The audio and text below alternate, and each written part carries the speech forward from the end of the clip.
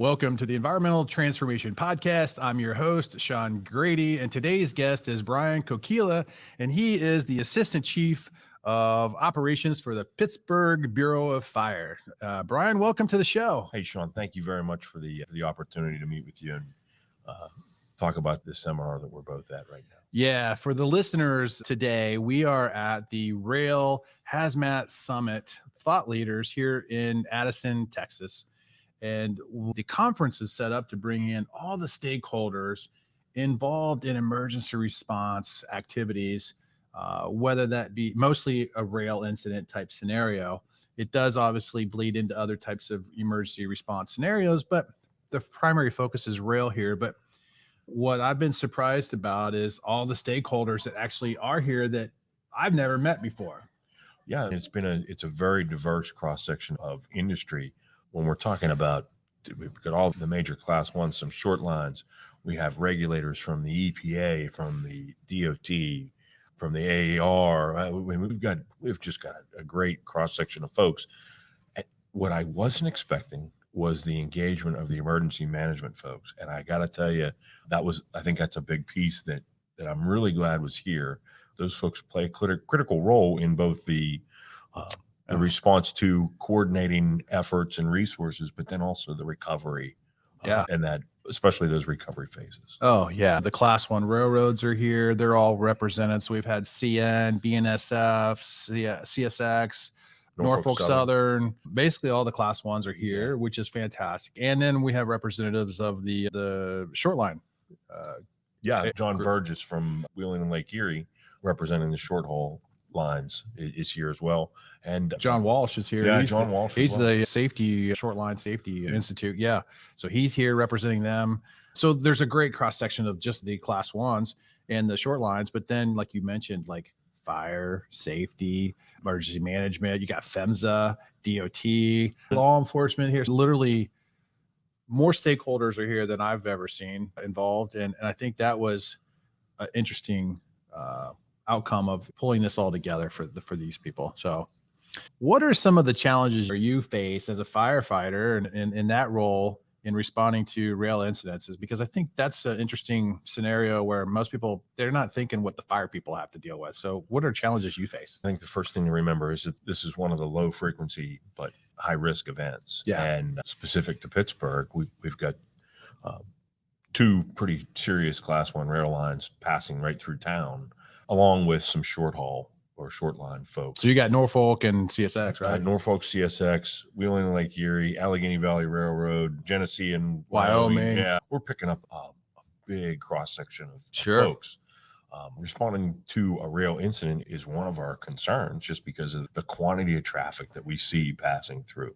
We're working closely with those folks, especially primarily our rail partners, to make sure that we've got the training in place for our crews to not only respond and do the active hazmat technician downrange mitigation actions, but we spent some time very early on working with those folks to bring in our incident commanders. And we ran a specific incident command initial size up for a train derailment event. And the feedback we got from our battalion chiefs and deputy chiefs was outstanding. And the feedback we got from the rail was also encouraging that we were on the right path with not only training our technical folks, but also our initial incident commanders so that they have more understanding and comprehension and comfort when they are going to be faced with it. When the call comes, basically. So what is it like, or who takes responsibility in the incident command in the event of a rail derailment like that in your town? Is it the fire department or is it the class one, or how does that work and who makes the decision? All disasters begin and end local. Okay. Right? So when we're thinking about how this is going to operate, the derailment and hazardous materials is primarily the responsibility of the Fire Bureau. Okay. Now, I can't expect that the Fire Bureau is going to be the sole member in this unified command structure. Right. We would also be engaged with our law enforcement and EMS partners. Sure. We're going to have representation from our Department of Emergency Management. We're going to bring in those stakeholders, whether that be EPA, Pennsylvania Emergency Management, the railroads that might be involved in this, and then all of the other folks that are impacted. I really truly see this being a unified command, with the lead of the unified command being the Fire Bureau. Okay, good to hear. I was just curious of who's really in the, I wouldn't say driver's seat, but under the command or control of the incident, and working with all the working collaboratively with all the partners, right? That's good to hear. I guess another thing to follow up on, when you think about it, we're faced with this challenge, this unknown challenge, right? Mhm. A train of what unknown commodity comes off the rails and impacts the community. We're not going to have all the answers immediately. Right. We're going to need to engage with our partners, and would be foolish not to have those. You need the resources that they can bring to you, right? Not just the resources, knowledge, the expertise. Right. Yeah. Right? Yeah. And we want that collaboration. We want to work with those partners, and we do a really good job on the front side, making sure that those relationships are solid. The last thing I want to do is be standing in a derailment site at 3 a.m. and not know who to call, not know the name of the person who's coming. I'm building that trust with their building. It's a two-way street. Sure. They recognize that they can trust me and understand what I can bring to the table. We can know what they can bring to the table, and we're just all working together in the end. That collaboration, that early engagement is just the right way to go about doing this. Talk about what you're doing to establish that relationship early on. And are you doing monthly or quarterly or meetups to talk and establish it? How does that work? I wouldn't say that we've done a specific thing. I think we've just acted human, and we've talked to folks, and we've built those relationships, knowing we'll call them the 3 primes, CSX, NS, and Wheeling and Lake Erie. The representatives from those railroads, we've engaged very well, and we've gained training opportunities from them.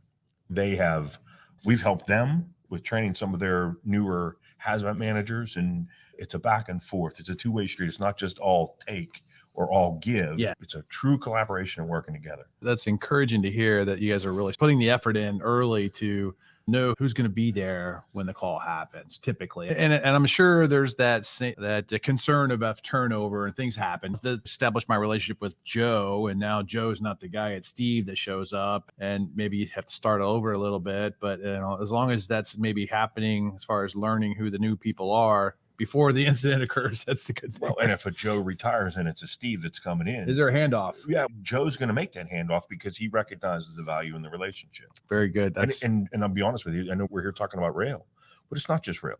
Right. It's fixed facilities. It's trucking firms. It's tug operators, and the commodities are moving up and down our rivers. Yeah. So we're trying to engage with all those folks so that we can have the relationships early and have that phone a friend network.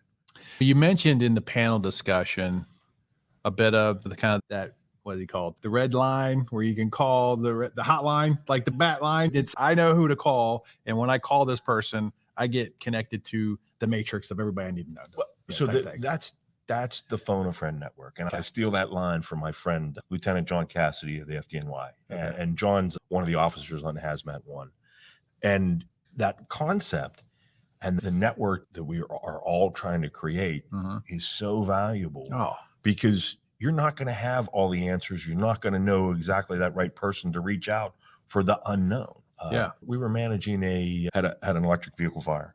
And because John had shared a contact in advance, I was able to reach out to the folks and get additional resource or guidance information. How to deal with it. To validate that what we were doing was correct. There you go. We were way ahead of the curve because of our relationship with those guys in the FDNY on that subject. And we're constantly working together and sharing information across that bigger network. That's so powerful. And you got to imagine, and I know this happens, you're vetting out those relationships on the responders that you're going to rely on when you need to supplement your own teams. And I'm sure that you're doing a lot of work with other providers to help you build out your bench strength at times. And it's that relationship you're developing with them. And when you give them the call, you know what you're getting when they show up. And it's not just other emergency responders. It's industry professionals. It's specific chemical experts that you start to build those connections and relationships with. And whether that be training resources, whether that be response guidance or backroom research for us while while you're engaged in the game, we're all kind of sharing that load together. Yeah. And there's probably times when you're like, we need some tanks here to fill up some stuff so we can I need contractors that can help us get this fast. So I'm sure you have those resources available, right? Because it's powerful. And when you brought that up in the panel, I thought that was a really a poignant point, because I think too often people aren't planning ahead, unfortunately, at times. They probably try to do their best, but there's times when vetting didn't happen. Somebody shows up that doesn't really, they're not qualified to do anything really meaningful for you. And then you get yourself in a bad spot. Yeah. Maybe been in that situation. I don't know. Look, we interface with a lot of different agencies on emergency response scenes, whether it be the electric company on a fire or the gas company on a leak. Really having those relationships established, not just in the hazmat world, but across all of those partners. Mm-hmm. You're going to be impacted. One day I'm helping you, one day you're helping me, yeah. Right? But it's that give and take and collaboration that really drives us all to a successful conclusion. What do you think, Brian, that the challenges are with readiness, preparedness for responders, and maintaining the muscle memory of the material they trained on, specifically in the rail industry and the rail type scenarios? How hard and difficult is that for you to maintain a level of awareness and training for your staff? It's really a constant cycle, right? Okay. We're never done. Right. We're training, exercising, identifying gaps, weaknesses, training on those gaps and weaknesses, re-exercising, finding more gaps and weaknesses. Or because you focused over on these gaps and weaknesses, valuable investment and time, but then you got away from this topic a little bit. So you need to spend more time. Yeah, it's really just driving. If you follow that continuous improvement cycle, right, you're always looking for the gaps, always looking for the weaknesses, and that constant continuous improvement plan. What's the challenges for you to keep the material fresh or compelling enough to keep the interest of the trainees? Part of it's getting buy-in. Okay. And we spent a lot of time talking about it in one of our breakout sessions today, how the younger generation isn't necessarily looking for the dollar. They're not looking for they want to find how this function is meaningful to them.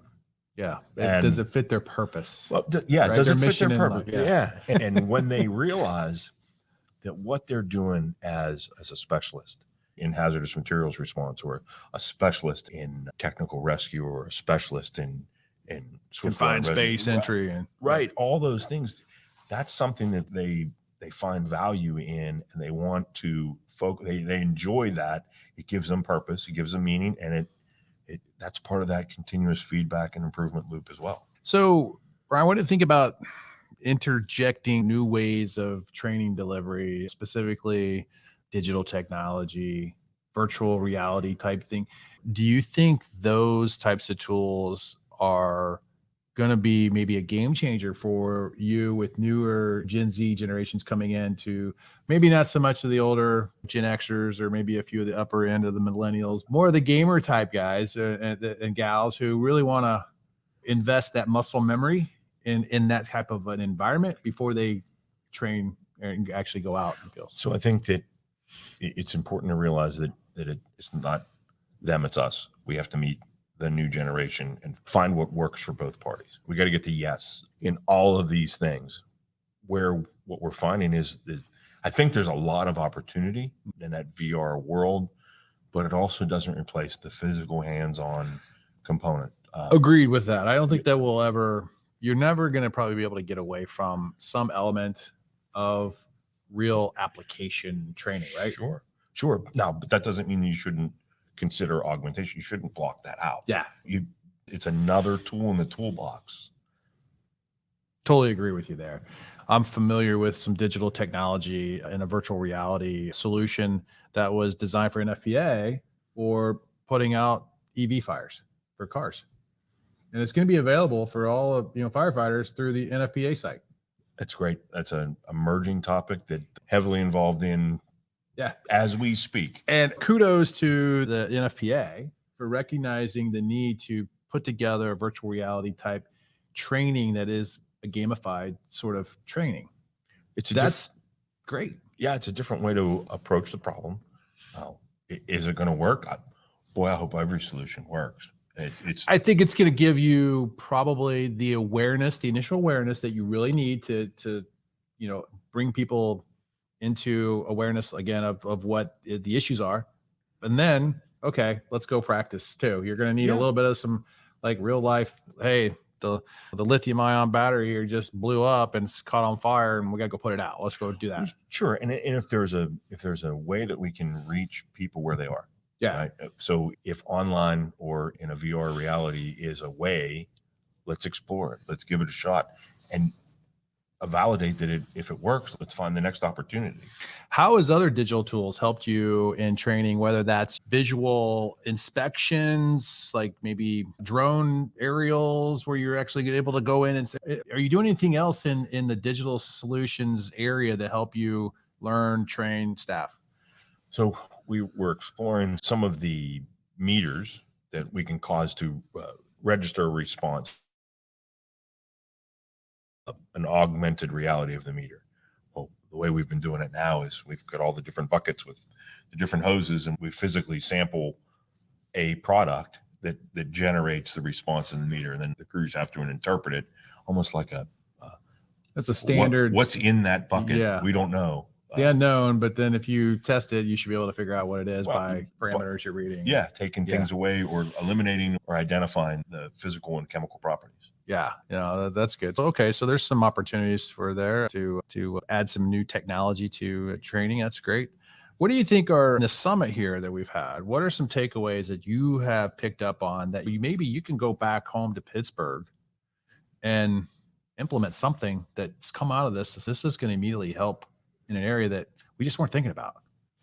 So, what I'm really proud of is that we appear to be an anomaly, especially as it relates to interaction with the railroad folks. They've made that point that hey, you guys, what you're doing is different than what we're experiencing nationwide, and it might be because of our dense urban and metropolitan environment, and they have more frequent engagement with those style of responders, where if we're talking about a very remote or rural area, it's only one of a million things they have to do plus fundraise. You've got more resources that and rural firefighters don't, and they're volunteers. And that was a thing to take away from me was like 65% of the fire departments in the country are rural volunteer firefighters. I mean, oh my gosh, that's sure and shocking. Well, what we've started to do is develop relationships with our greater southwestern Pennsylvania community, where if there's something that we can help with, if we're doing a training, we can share an extra spot. We'll bring them in, and the feedback we've gotten from that has just been outstanding. Oh yeah, it's like bringing the brothers into the training. We'll help you as much as we can. Yeah, that's great because like they're strapped for resources, like you mentioned, right?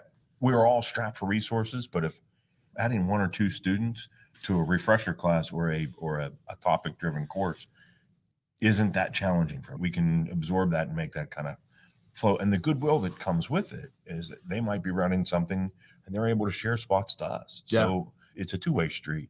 One group of individuals that came to mind or that was uncovered in the meeting that I didn't anticipate or think about was the 911 operators. You know what? You're right. And I don't know why we could have glossed over them when that's a critical link, right? We don't do anything without them.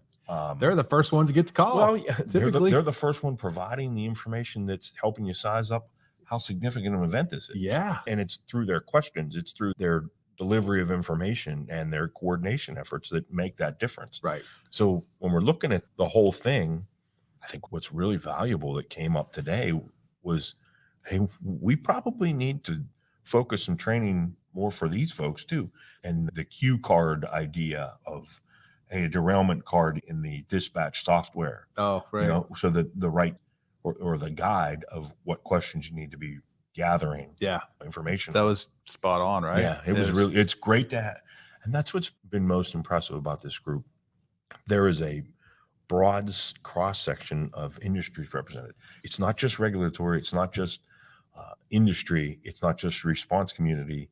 It's the emergency managers. It's the 911 center managers and dispatchers, state emergency response coordinators, all the LAPCs. You've got the class ones, you've got the FEMSAs, you get the DOTs, fire department. I have been completely impressed by the stakeholders and the breakout sessions that we're all participating in. I don't know if you noticed it, but I noticed the fact that there were like individually different stakeholders in every room. There wasn't, I think that, and they said it was by design, which is really great because you had a class one representative in every one of the breakouts, I think. You did. And you had some other key leaders in either training or DOT or FEMSA community people, outreach. Yeah. So it's really a great cross section. And I thought that was really excellent. Yeah. And the result was a lot of cross-pollination and thought, or being able to close the gaps that the other one might not recognize. Trying to see it through the other person's lens. Yeah. You know? That was the key, right? They're seeing it through the other person's lens and going, oh, I didn't think of that, which was like the 911 thing for me. I was like, oh my gosh, how have we missed that one? That was like, or when folks said, hey, we're shocked that you have this much engagement with your railroads. Right. And we're like, it just seemed normal to us. Yeah, that's how and you guys are an old steel town, old industry, legacy industry. There's so much infrastructure railroad coming through there. You've had those relationships for years, right? And they don't it was natural. They seem very natural, right? Just because we've continued to foster them. Right. Yeah, I totally agree. And what are some of the takeaways from this summit that you hope to either deploy, implement, talk to your members that when you get back home? So I think the biggest thing, there's multiple takeaways, but that big one is focusing on the relationships and what are we knowing the folks long before the disaster starts, right? Having that trust base or interpersonal connection is critical when we have to make these dynamic decisions on an unknown scene. Yeah, no, I think spot on why that needs to happen. It needs to be established because the last thing you want to do is start. It's not the last thing, but it's more preferred knowing who's showing up than someone who just shows up you don't know. You're not fixing these situations in a vacuum. Yeah. And it's going to take the partnership of all the stakeholders involved to bring it to a successful conclusion.